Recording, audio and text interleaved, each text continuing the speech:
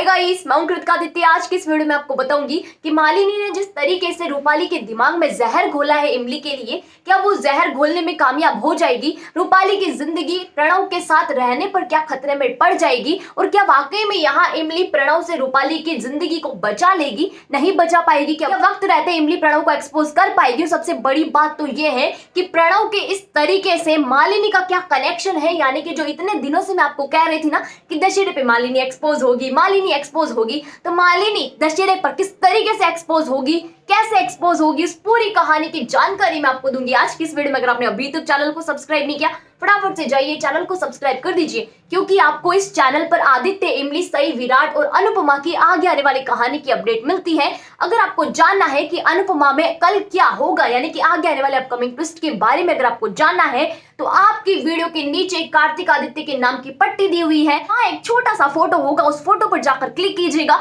उसके बाद आपको अनुपमा की वीडियो मिल जाएगी, उस वीडियो पर क्लिक कीजिएगा और वहां से अपडेट ले लीजिएगा। फिलहाल के लिए बिना किसी देरी के शुरू करते हैं आज की वीडियो। तो आप देखोगे कि इमली यहाँ रूपाली को समझा रही होती है, उससे कहती है कि देखो रूपी दीदी, ये प्रणव जो है ना, ये बिल्कुल भी अच्छा इंसान नहीं है। इसने जो आपको लव लेटर दिया है, यानी कि वो जो कार्ड शार्ड दिया है ना, वो इसका खुद का है नहीं, ये तो चुरा कर लेकर आया है। अभी सारी चीजें इमली रूपाली को बता रही होती है, उसे समझाने की कोशिश करती है, लेकिन रूपी तो यहाँ समझने की कोशिश नहीं करती। आग में घी डालने भी आ जाती है मालिनी, और मालिनी यहाँ पर आकर कहती है कि देखो इमली, तुम रूपी को इस तरीके से क्यों भड़का रही हो, यानी कि उन दोनों की बसी बसाई गृहस्थी में आग क्यों लगा रही हो? तुम यहाँ कौन सी दूध की धुली हो भाई, यानी कि तुम क्यों बोल रही हो इमली? तुम तो खुद यहाँ पर किसी की गृहस्थी में आग लगा चुकी हो, यानी कि तुमने भी तो धोखा दिया था ना, तो हमने तुमको भी तो माफ कर दिया। तो फिर जब रूपाली ने प्रणव को माफ करा तो तुम्हारी क्यों जल रही है? यानी कि इतने बुरे तरीके से इमली से बोलती है मालिनी। साथ ही में दिल के अंदर जो जहर था ना, वो भी रूपाली के सामने आ जाता है। अब इस वक्त रूपाली को ना तो इमली से कोई लेना देना है, ना ही मालिनी से कोई लेना देना है। उसकी खुद की जिंदगी में इतने सारे यहाँ मसले चल रहे हैं कि उसे समझ नहीं आ रहा कि वो आगे करे तो क्या करे।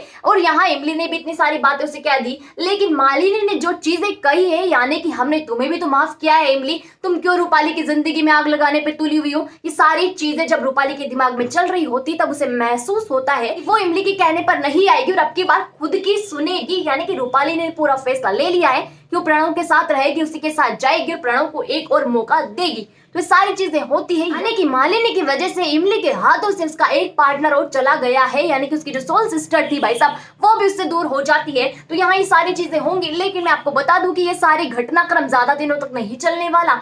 यानी कि रूपाली इस तरीके से नाराज हो जाए इमली से, ये कैसे चलेगा? ऐसा तो हो ही नहीं सकता। वो तो आखिरकार इतनी खास बहनें हैं, तो बहनें एक दूसरे से नाराज थोड़ी ही रह सकती है। उसका खुलासा भी इमली जल्द ही करने वाली है। तो क्या होता है, प्रणव पूरी कोशिश करता है वो पेन ड्राइव को निकालने की, क्योंकि उसका एकमात्र मकसद घर में घुसने का इतना ही था कि उसे वो पेन ड्राइव चाहिए किसी भी कीमत पर, और उसके पास ज्यादा वक्त भी नहीं होता कि अगले दिन तो वैसे ही आदित्य सबके सामने सारी चीजें लाने वाला है, एमएलए की पोल खोलने वाला है। तो भाई साहब एमएलए के पास भी और साथ ही प्रणव के पास भी सिर्फ आज की रात होती है सच को सामने लाने से रोकने के लिए और उस पेन ड्राइव को चुराने के लिए। अब प्रणव भाई साहब क्या करते हैं, जाते हैं माता रानी की मूर्ति के पास। सबसे पहले तो वो रूपाली के पास जाता है, उसको यहाँ पर चूना लगाने की कोशिश करता है, यानी कि बड़ा बड़ा भयंकर तरीके से उसे मक्खन लगाता है, ताकि रूपाली यहाँ पर शांत स्वभाव में बैठी रहे। इमली से उसको नजरें बचाकर रखता है कि वो जानता है कि इमली कहीं भी पहुंच सकती है, इसलिए वो इमली से सावधान है खासकर, और जाता है देवी माँ की मूर्ति के पीछे से पेन ड्राइव को निकाल लेता है। अब ये सारा माजरा तो मैंने आपको कल की वीडियो में बता दिया, लेकिन एक ट्विस्ट जो है यहाँ पर ये आ जाता है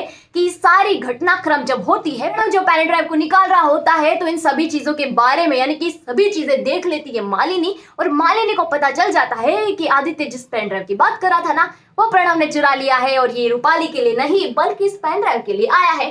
अब यहाँ मालिनी के पास दो ऑप्शन होते हैं, या तो वो आदित्य को सारी सच्चाई बता दे और प्रणव को एक्सपोज कर दे, या फिर यहाँ वो सारी सच्चाई ना बताकर उस पर पर्दा डाल दे और प्रणव को जो कर रहा है वो करने दे। अगर वो ऐसा करती है तो उसका फायदा हो जाता है। वो क्या फायदा होगा कि इमली पे जब सारा इल्जाम आएगा, क्योंकि ये सारी संभालने के लिए जो दिया था आदित्य ने, वो इमली को दिया था, सारी जिम्मेदारी इमली की थी। तो अगर ये पेन ड्राइव बाहर निकला और चुरा लिया गया किसी के द्वारा, तो सारा ब्लेम इमली पर आएगा, और इमली पे अगर ब्लेम आया तो भाई साहब आदित्य की गुस्से का उसे शिकार होना पड़ेगा, और आदित्य इमली से प्यार करना बंद कर देगा। और अगर आदित्य इमली से प्यार करना बंद कर देगा तो फिर मालिनी की तरफ जाएगा। तो ये सारी चीजें मालिनी के फायदे के लिए होती है। अब यहाँ करना तो मालिनी को ऐसा चाहिए था कि प्रणव को एक्सपोज कर देती, क्योंकि घर वालों के लिए भी यहाँ ये सबसे ज्यादा जरूरी है। लेकिन मालिनी भाई साहब इतनी अच्छी कब से हो गई, वो तो खुद के सामने किसी की नहीं सुनती, और आदित्य की जिंदगी की तो उसे परवाह ही नहीं है। चाहे कुछ हो, दुनिया इधर से उधर हो जाए, उसे कोई लेना देना नहीं है। उसे सिर्फ आदित्य चाहिए किसी भी कीमत पर, चाहे आदित्य की जान ही क्यों ना चली जाए, उसे कोई फर्क नहीं पड़ता। इसलिए मालिनी फैसला करती है कि प्रणव को वही करने देगी जो वो करने आया है। पेन ड्राइव उसे ले जाने देगी और किसी को भी इस बारे में कुछ भी नहीं बताएगी। साथ ही में वो प्रणव को धमकी भी देती है और यह भी कहती है उससे कि देखो तुम्हें रूपाली को यहाँ से ले जाना होगा, क्योंकि वो नहीं चाहती कि रूपी भी यहाँ पर ज्यादा टाइम के लिए रहे और उसकी जिंदगी में खलल पैदा करती रहे। तो ये सारी चीजें वो करना चाहती है। वो यहाँ पर साठ गांठ हो जाती है प्रणव और मालिनी की, जहां दोनों का फायदा एक दूसरे को नजर आता है। उसके बाद आप देखोगे कि प्रणव की तो भाई साहब पूरी तरीके से लॉटरी लग चुकी है। पेन ड्राइव मिल गया तो बस भागने की तैयारी में यहाँ से होता है। वो यहाँ मालिनी को भी धोखा देने वाला है, रूपाली को थोड़ी लेके जाएगा, इतना थोड़ी बेवकूफ है वो। अगर उसने बता दिया कि सभी घर वालों के सामने इसने मुझे ये कहा था तो फिर यहाँ मालिनी नहीं फंसेगी। लेकिन यहाँ इतना सब कुछ होने के बावजूद भी प्रणव जो है चला जाता है। मालिनी प्रणव का साथ ही देती है और जब ये सारी घटनाक्रम होता है, यानी कि बाद में जब आदित्य पूछता है इमली से कि देखो इमली पेन ड्राइव को लेकर आओ, मुझे उस चीज की जरूरत है, तो इमली जैसे ही लेने जाने वाली होती है, भाई सब इमली को मिलेगा क्या? नहीं मिलेगा। जो चीज है ही नहीं वो मिलेगी कैसे? तो फिर वहां से पेन ड्राइव को गायब कर देता है प्रणव। तो फिर क्या होता है, इमली भाई सब यहाँ सकपका कर रह जाती है कि आखिरकार पेन ड्राइव गया तो गया कहाँ। और उसकी सबसे पहले यहाँ पर शक की सुई जाती है सीधा प्रणव के ऊपर। लेकिन यहाँ मालिनी भी हंस रही होती है, तो यहाँ कहीं ना कहीं इशारा हो जाता है कि मालिनी भी इन सभी चीजों के पीछे। अब दोनों यहाँ इमली के सामने कटघरे में आकर खड़े हो जाते हैं। इमली कोई एक्शन ले उसके पहले तो प्रणव गायब हो जाता है, यानी कि वहां से चला जाता है। लेकिन इमली के होते हुए प्रणव इतनी आसानी से पेन ड्राइव लेकर भाग जाए ऐसा मुमकिन नहीं है। यानी कि इमली ऐसा नहीं होने देगी, हमारी इमली किसी से कम थोड़ी है।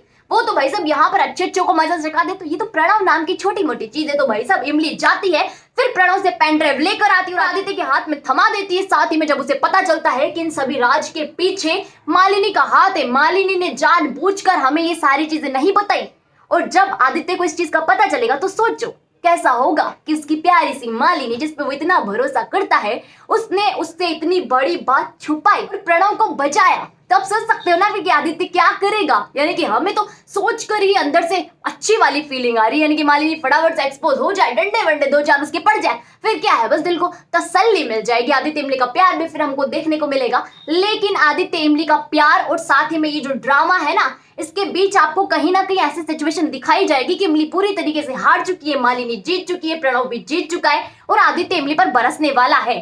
लेकिन ऐसा नहीं होता, आपको इस वक्त संयम से काम लेना होगा। यानी कि आपको यकीन रखना होगा कि इमली आगे आने वाले दिनों में प्रणव को साथ ही में मालिनी को एक्सपोज करके रहेगी किसी भी कीमत पर। तो यह आगे आने वाला अपकमिंग ट्विस्ट है। आप कमेंट बॉक्स में ये मत लिख दीजिएगा कि ये तो हुआ ही नहीं, यानी कि ये जो रामायण मैंने आपको बताई है ना, ये आगे आने वाले दिनों के लिए बचा कर रखी थी मैंने। तो आपको ये सारी चीजें मैंने आपको बता दी है जो आगे आने वाले दिनों में होगी और आपके लिए भयंकर तरीके से खुशखबरी आने वाली है। यानी कि सीरियल में जब दशहरा आएगा उस वक्त मालिनी भी एक्सपोज हो जाएगी, साथ ही में आदित्य इमली का प्यार भी परवान चढ़ने लग जाएगा। तो मैंने अपना काम कर दिया है, अब आपकी जिम्मेदारी है चैनल को सब्सक्राइब करने की। साथ ही में अगर आपको वीडियो अच्छी लगी हो तो वीडियो को लाइक भी कीजिएगा, शेयर भी कीजिएगा, कमेंट करके मुझे ये बताइएगा कि आप क्या चाहते हो कि आपको आदित्य इमली का प्यार देखने को मिले, मालिनी एक्सपोज हो ये चीज देखने को मिले, या फिर दोनों ही देखने को मिले। क्या आप चाहते हो ये चीज मुझे कमेंट सेक्शन में कमेंट करके जरूर बताओ। जिन लोगों ने अभी तक चैनल को सब्सक्राइब नहीं किया फटाफट से जाइए चैनल को सब्सक्राइब कर दीजिए, वहीं पास में नोटिफिकेशन के बेल का बटन है उसे भी प्रेस कर दीजिएगा, ताकि जब भी हमारी वीडियो है सबसे पहले आप तक पहुंचो बिना किसी रुकावट के। साथ ही जो लोग बॉलीवुड की तमाम खबरों से अपडेट रहना चाहते हैं, जानना चाहते हैं कि आगे आने वाले दिनों में क्या होगा,